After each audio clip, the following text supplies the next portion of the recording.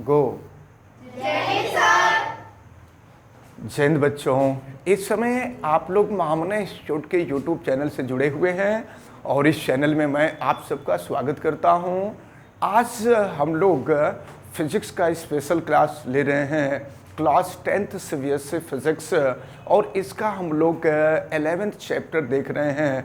11th chapter the human eyes and the colourful world के बारे में हम लोग पढ़ रहे हैं। और इसके अंतर्गत हम आज सबसे पहले प्रिज्म के बारे में पढ़ने जा रहे हैं। प्रिज्म क्या है, आप ज़रा ध्यान से देखें। देखिए, प्रिज्म का जो शेप होता है वो ट्रायंगल होता है, ट्रायंगल शेप होता है प्रिज्म।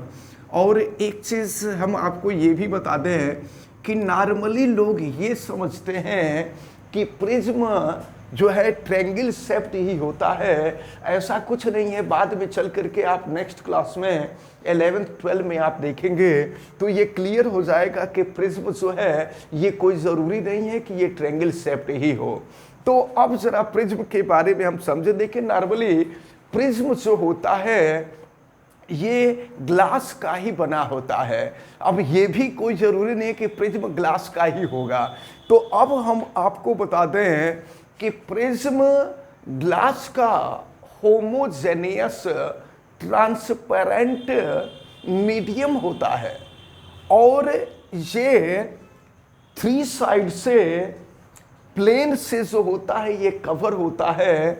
और हम आपको बता दें तो अगर आप प्रिज्म की डिफिनीशन देना चाहें तो आप दे सकते हैं, prism is a homogeneous transparent medium which is formed by glass and which have 3 planes। तो 3 planes में देखें, ये फर्स्ट प्लेन ये है, सेकंड प्लेन ये है, थर्ड प्लेन ये है। तो हम आपको बता दें कि जिस प्लेन पर ये जो प्रिज्म है ये बेस्ड होता है, इसको हम बेस कहा करते हैं। और इसके बाद ये जो दोनों प्लेन होते हैं साइड वाले, इनको हम कहते हैं रिफ्रैक्टिंग प्लेन। रिफ्रैक्टिंग प्लेन कहा जाता है इनको, रिफ्रैक्टिंग प्लेन। तो देखें, इसको भी कहते हैं रिफ्रैक्टिंग प्लेन, इसको भी कहते हैं रिफ्रैक्टिंग प्लेन। और हम आपको बता दें, the angle between base and refracting plane is called angle of refraction. इसको हम एंगल ऑफ रिफ्रैक्शन कहते हैं, इसको भी एंगल ऑफ रिफ्रैक्शन कहते हैं। दोनों ही एंगल ऑफ रिफ्रैक्शन होते हैं।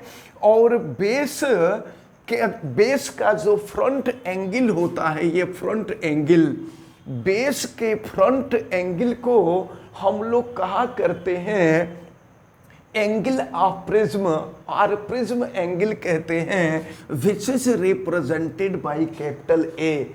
इसको कैपिटल ए से हम रिप्रेजेंट किया करते हैं। अब इसके बाद हम लोग देखेंगे कि अगर प्रिज्म हो, ये तो प्रिज्म के बारे में आपको जनरल जानकारी दी गई। अब इसके बाद हम लोगों को देखना है कि प्रिज्म के द्वारा रिफ्रैक्शन ऑफ लाइट कैसे होता है। तो अब हम लोग देखेंगे refraction of light by glass prism. इसको हम लोग देखेंगे रिफ्रैक्शन ऑफ white light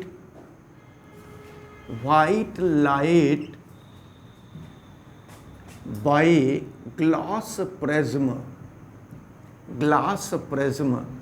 अब यहाँ पर देखें, ये समझने वाली जो यहाँ पर इम्पोर्टेंट चीज़ें हैं वो ये है। सबसे पहले हम आपको बता दें कि वाइट लाइट जो होता है, ये white light is the mixture of all the coloured light. लेकिन इसके पहले हम लोग देखते हैं कि रिफ्रैक्शन ऑफ वाइट लाइट का जो रिफ्रैक्शन होता है वो प्रिज्म के द्वारा कैसे होता है। तो देखें, अगर यहाँ सोर्स ऑफ लाइट है और सोर्स ऑफ लाइट से लाइट रे चल रही है, तो देखें इस रे को हम कहते हैं इंसिडेंट रे। ये जो रे है इसको हम कहेंगे इंसिडेंट रे। अब आप देखें ये प्रिज्म जो है, prism is made up of glass and glass is homogeneous medium. Glass जो होता है होमोजेनियस मीडियम होता है और इसके चारों तरफ आप जो देख रहे हैं वो एयर, यानी प्रिज्म का जो अराउंड पार्ट होता है वो एयर होता है। और एयर जो है, आप देखें एक चीज और हम आपको बता दें, इसके पहले रेयरर मीडियम और डेंजर मीडियम के बारे में भी आपको बताया गया था। तो प्रिज्म जो होता है ये डेंजर मीडियम होता है और एयर जो होता है ये रेयरर मीडियम होता है।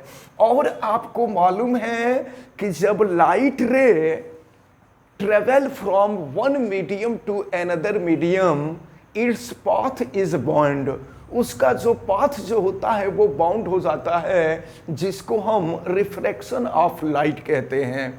अब देखिए होता क्या है, यहां पर आप देख रहे हैं यहां एयर है और ये रेयरर मीडियम है और ये डेंजर मीडियम है। और ये जो आप देख रहे हैं ये प्लेन है जो दोनों को डिवाइड कर रहे हैं, dividing plane of both medium है।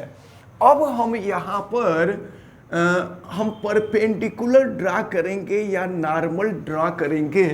तो लाइट रे यहाँ पर रेयरर मीडियम से डेंसर मीडियम में जा रही है। और आपको मालूम है कि लाइट रे जब वन मीडियम से अनदर मीडियम में जाती है तो अपने पथ से टर्न हो जाती है, बेंड हो जाती है। और एक चीज और है, ये रेयरर मीडियम है, ये डेंजर मीडियम है। तो जब लाइट रे रेयरर मीडियम से डेंजर मीडियम में जाती है तो जो नॉर्मल होता है नॉर्मल की तरफ बाउंड हो जाती है। तो अब ये जो लाइट रे है, ये लाइट रे ऐसे जाने लगती है, इसको जाना चाहिए ऐसे। अगर रिफ्रैक्शन नहीं होता तो ये लाइट रे सीधे जाती, लेकिन रिफ्रैक्शन होता है इसलिए ये लाइट रे जो है नॉर्मल के तरफ बाउंड होकर के और ये लाइट रे सीधे आगे चली जाती है। अब इसकी बात देखें, ये होमोजेनियस मीडियम और फिर यहाँ आप देख रहे हैं होमोजेनियस मीडियम के साथ साथ डेंजर मीडियम, और ये जो मीडियम आप देख रहे हैं ये रेयर मीडियम है। जब लाइट रे फिर जो है डेंजर मीडियम से रेयर मीडियम में जाएगी तो फिर यहाँ रिफ्रैक्शन ऑफ लाइट होगा, और रिफ्रैक्शन ऑफ लाइट होगा तो देखें यहाँ पर ये भी परपेंडिकुलर है या इसको नॉर्मल कहते हैं। अब यहाँ पर लाइट रे डेंजर मीडियम से रेयरर मीडियम में जा रही है। जब लाइट रे डेंजर मीडियम से रेयरर मीडियम में जाती है तो नॉर्मल से नॉर्मल से दूर हटती है, और नॉर्मल से दूर हटती है तो ये लाइट रे आ जाती है इधर के तरफ। अब देखें जैसा कि आपने देखा कि इस रे को हम कहा करते हैं इंसिडेंट रे।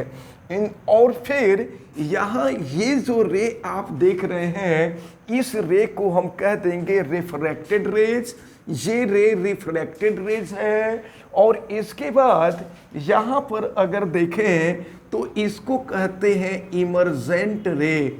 ये जो लाइट है, ये जो रे है, ये है इमर्जेंट रे, ये इमर्जेंट रे है। और फिर यहाँ अगर हम लोग देखें तो ये नॉर्मल और ये है इंसिडेंट एंगल, ये है इंसिडेंट रे। तो नॉर्मल और इंसिडेंट रे के बीच जो एंगल बनता है इसको हम कहते हैं इंसिडेंट एंगल, और इंसिडेंट एंगल को हम आई से रिप्रेजेंट करते हैं। और फिर यहाँ देख रहे हैं ये है रिफ्रैक्टेड एंगल, ये है रिफ्रैक्टेड रे और ये है परपेंडिकुलर। इनके बीच जो एंगल इंक्लाइंड होता है ये रिफ्रैक्टेड एंगल होता है।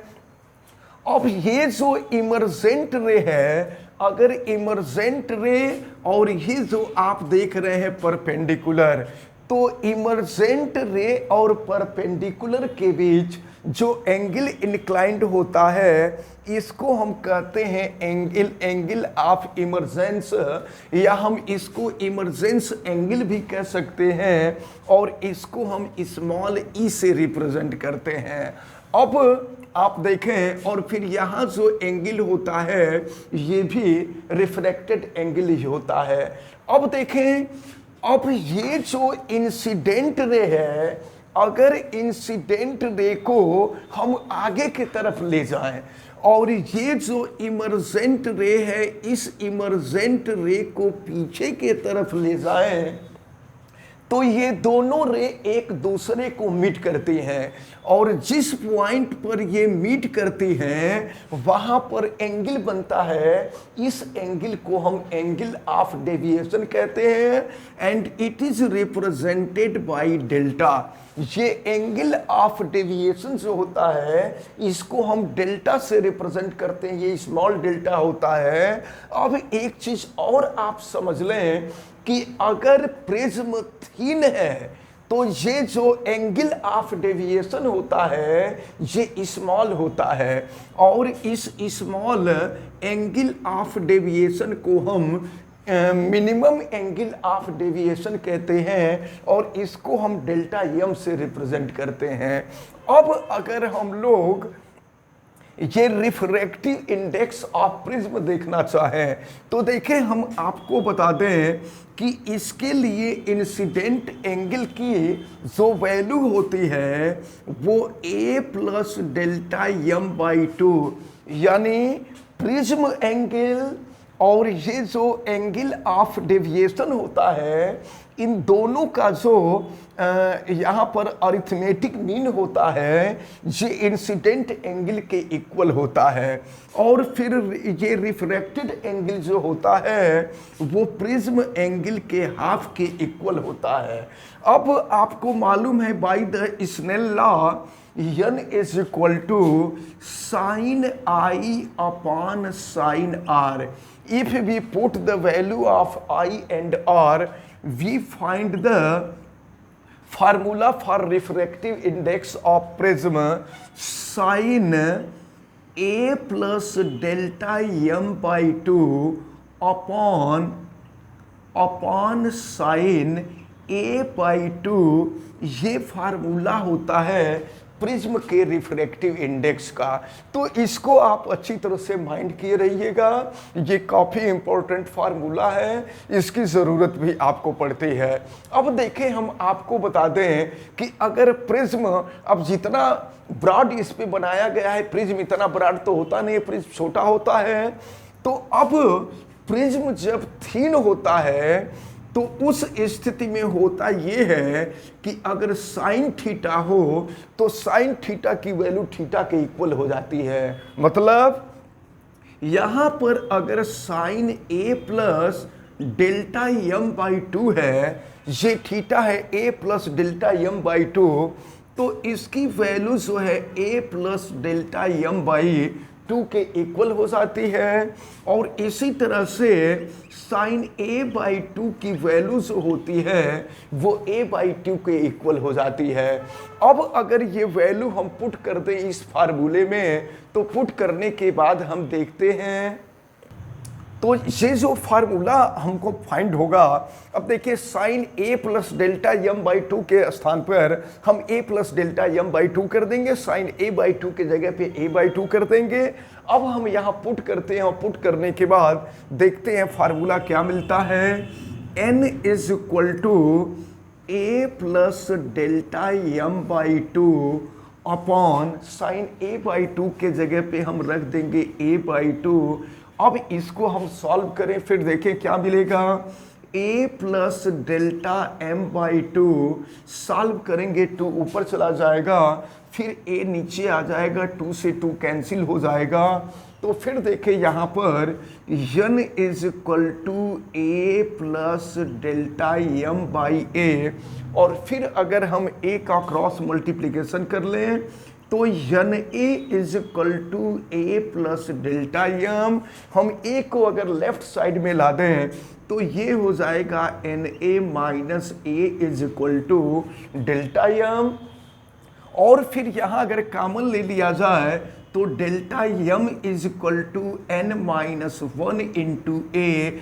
तो ये भी फार्मूला आपको अपने माइंड में रखना होगा कि अगर हमें प्रिज्म के मटेरियल का रिफ्रैक्टिव इंडेक्स मालूम है और प्रिज्म का एंगल हमको मालूम है, और अगर minimum angle of deviation delta M की वैल्यू आपसे पूछी जाए तो ये वैल्यू रख करके हम डेल्टा यम की वैल्यू फाइंड कर सकते हैं।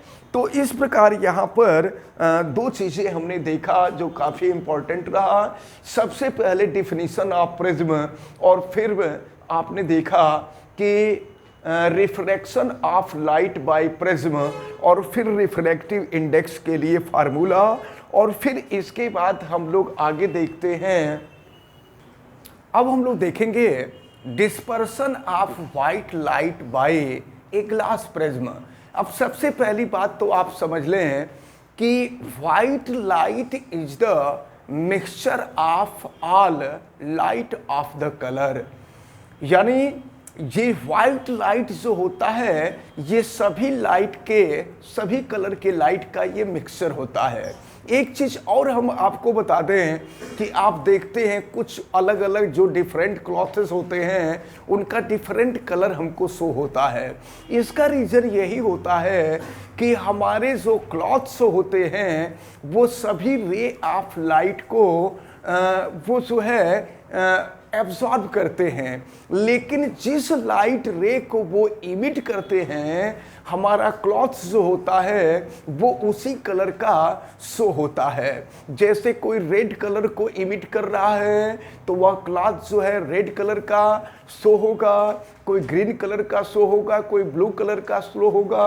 अब एक चीज़ और समझ लीजिए कि कुछ क्लॉथ्स ऐसे होते हैं जो जितने भी लाइट ऑफ कलर को अगर वो एब्जॉर्ब करते हैं और वो इमिट नहीं करते हैं तो वो क्लॉथेज जो होते हैं वो ब्लैक कलर के सोज होते हैं, और वे क्लॉथेज जो सभी लाइट ऑफ कलर को इमिट्स करते हैं वो वाइट कलर के शो होते हैं।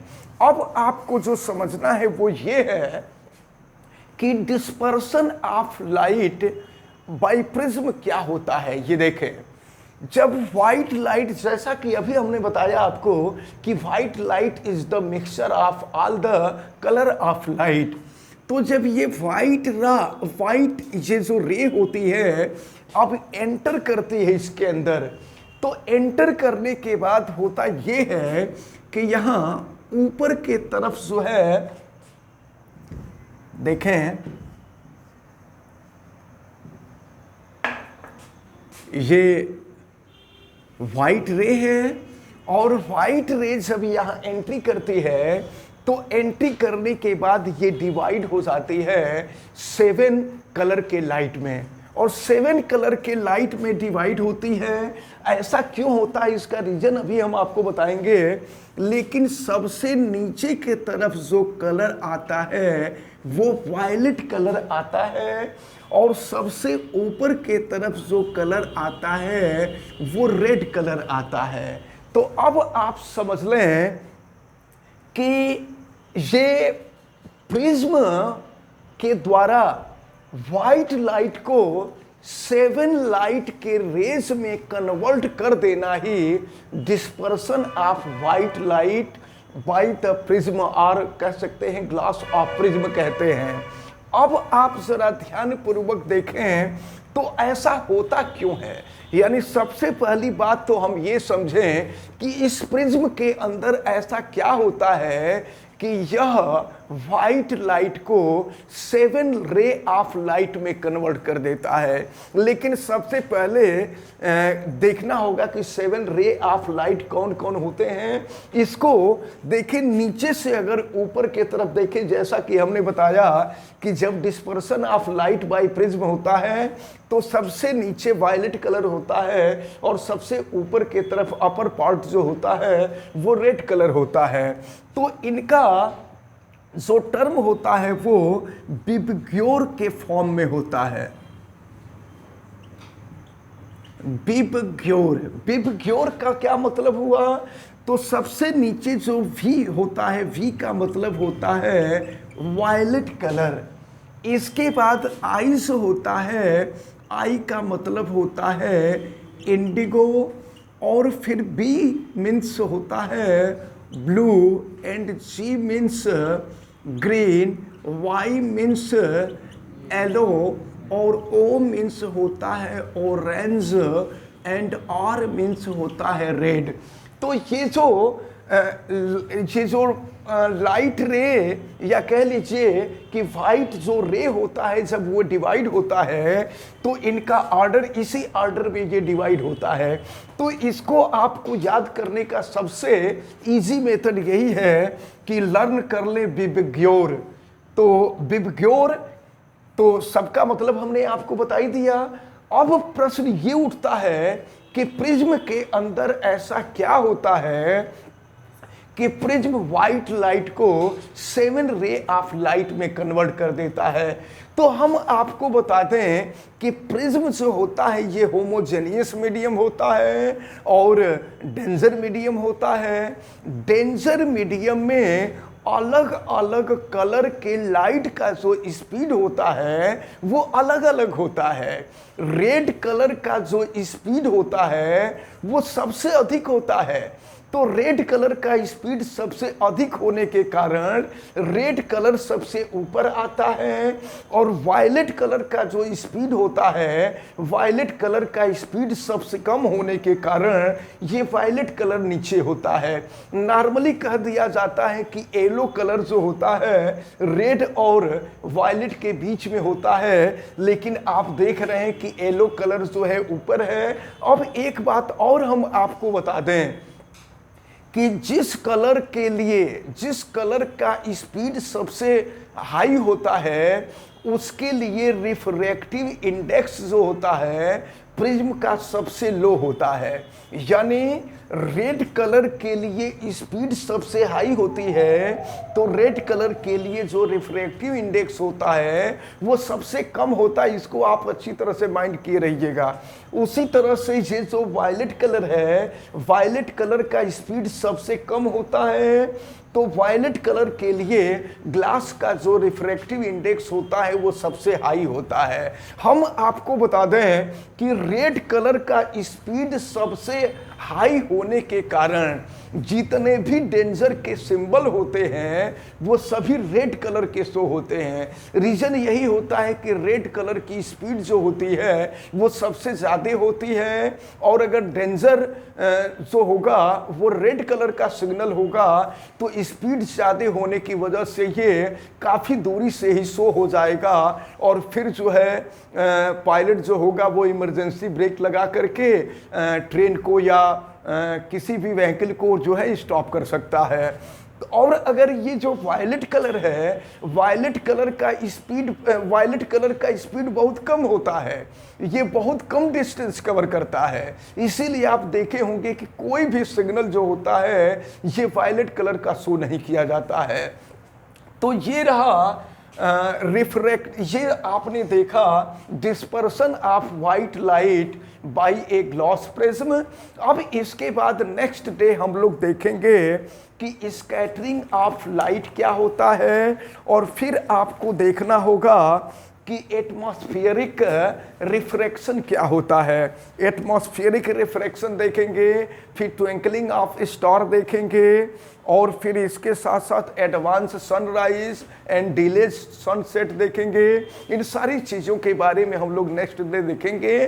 फिलहाल हमें उम्मीद है कि आज जितनी भी चीज़ें बताई गई हैं ये सारी चीज़ें आपको अच्छी तरह से समझ में आई होंगी। आप वीडियो को लाइक ज़रूर कीजिएगा, और अगर आप चैनल पे नए हैं तो चैनल को सब्सक्राइब भी कर लीजिए, बेल आइकन को भी प्रेस करें, और अगर किसी प्रकार की कोई दिक्कत समझ में आती है तो आप हमें कमेंट करके बतावें। वीडियो को मैक्सिमम स्टूडेंट तक शेयर करें। आप सभी लोगों का बहुत बहुत धन्यवाद। जय हिंद।